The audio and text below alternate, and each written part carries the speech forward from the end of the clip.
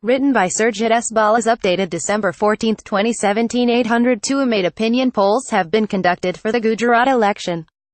Of the 4 polls conducted in December, 2 have the BJP winning 134 seats, more than 70% of the seats in a 182-seat legislature, and 2 polls have the BJP winning 102 seats. Make no mistake about it. The Gujarat election result is important, and particularly so for the Congress. A close fight will signal its revival, and signal to the BJP that Modi's personal popularity will no longer dominate the vote, as the electorate gets increasingly concerned about a slow-growth economy. First, some important and necessary caveats.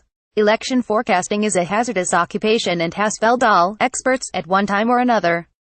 Our political models have worked rather well over the last decade, and we were the only analyst to get both the surprise loss of BJP in Bihar 2015, and the surprise win in UP 2017, right. Which means that the odds are against us getting the Gujarat election right. Nevertheless, we must continue until we get an election very wrong. So here goes. What do the opinion polls say? 8 opinion polls have been conducted for the Gujarat election. Of the 4 polls conducted in December, 2 have the BJP winning 134 seats, more than 70% of the seats in a 182-seat legislature, and 2 polls have the BJP winning 102 seats. The worst case for BJP opinion poll is the one conducted by CSDS, which has both the BJP and the Congress tied in vote share with 43% each. However, whether CSDS wants to hedge its forecast or their models actually show this equal vote share of the two sides, but despite the BJP being an incumbent for the 5th time, it is forecast to win by 11 seats, 95 to 84, with an equal vote share. CSDS does not make any seat forecasts. The television network, ABP News, uses CSDS voting data to make forecasts. There is a hint here that CSDS does not expect the BJP to lose the election. There is evidence from actual polling to suggest that the BJP will win in a non-tight race. For those who study turnouts, there is the broad result that increase in turnout helps the challenger, a decline in turnout helps the incumbent. In the first phase of Gujarat polling, held on December 9, turnout was lower by 3 to 4 percentage points compared to the previous, 2012, assembly election. This suggests that the 2017 result will favor the BJP. The table reports the opinion polls to date as well as our own forecast. Note that of the 8 opinion polls conducted, both the outlier results are by the same organization, CSDS. In their first survey August 31, the CSDS poll expected BJP to repeat their 2014 Lok Sabha success when the BJP won 160 assembly constituencies. In their latest December poll, also an outlier, CSDS expects BJP to win only 9,199 seats. The other 6 polls, done at very different times and by different organizations, all have a near identical range for the BJP, 115,130 seats. The lone Exards tracker poll has been showing a consistent decline with the passage of time. CSDS is a reputed survey organization. However, its forecasts over the last 3 Modi years have broadly been characterized by a small bias against the BJP. While all pollsters have biases, they are human. The fact remains that reputations can also be affected by bad forecasts. In other words, the latest CSDS forecast should be taken seriously. According to the media, there are 4 reasons to infer that the latest CSDS report is genuine. Congress's dynasty candidate equivalent to a Kennedy running in the late 60s, Rahul Gandhi had a successful tour of the U.S. speaking at colleges, etc. Most mainstream U.S. publications, and mainstream English media in India, emphasized that Rahul Gandhi had turned a corner and was seen by ordinary people both in India and abroad as now ready to take on the leadership of the Congress. By all accounts, Rahul Gandhi has run a mature political campaign, and one which has constantly emphasized the bad state of the economy. It has been almost explicitly patterned after Bill Clinton's "It is the economy, stupid" campaign of 1992. The economic facts support Rahul Gandhi's appeal. GDP, more accurately GVA, has grown by a low 5.6 and 6.1% in the last 2 quarters, considerably lower than the 8% growth of 201,516.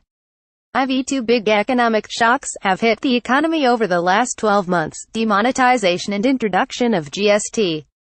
This has disrupted business, and has hurt the assumed solid base of the BJP in Gujarat, the trading community. Historical data also, surprisingly, points to a BJP win. anti-incumbency. If BJP wins Gujarat 2017, it will have done so for the sixth consecutive election. It will then be the second most victorious state election winner ever, omitting very small states in northeast India like Tripura. The record for the most consecutive wins, 7, is held by the CPM in West Bengal, 19,772,006.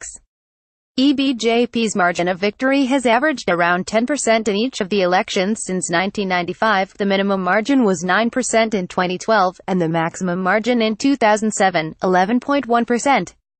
PM Modi was the BJP state leader and chief minister in each of the election years, 2002, 2007 and 2012. In state elections subsequent to 2014, the BJP has increased its share by an average of 6%. Thus, what the historical record reveals is that even if Gujarat is an exception to this increased vote pattern, and the BJP does not gain any additional vote share, it can still expect to win around 115 seats. So, what will likely happen in Gujarat 2017? The table contains our forecast based on opinion polls, different models, and different assumptions. All indicators including turnout mentioned above suggest the following big conclusion: it will be a mega upset if the BJP were to lose Gujarat. It would be a major surprise if the BJP got less than 105 seats. The median forecast of our various models is that the BJP romps home comfortably with 120,130 seats. Obtaining 150 seats, as BJP President Amit Shah has predicted, has the same non-zero chance as the BJP obtaining less than 100 seats. It is now conventional wisdom that if the BJP were to win by less than 100 seats, it would be seen as having lost the election. If this happens, it is a safe bet that the economy, Vikas, will be the talking point of post-match analysis, in the media, among politicians, and among economists. It is likely that the RBI MPC will come in for sting on criticism from all quarters excepting the political opposition. It will be argued that demonetization and GST were expected to temporarily derail the economy, but why did the RBI have to aid the decline in the economy and jobs by pursuing an excessively high real interest rate policy? Recall that the finance bill authorizing the creation of the MPC states, and whereas the primary objective of the monetary policy is to maintain price stability while keeping in mind the objective of growth. Even if the BJP wins comfortably, our baseline forecast, the economy is the only weapon that the political opposition has. Demonetization is now more than a year old, and GST will likely improve in tax collection.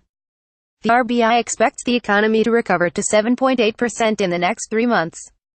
If it does, the opposition will have lost their most potent weapon against PM Modi's popularity. If it doesn't, the opposition will remain in battle.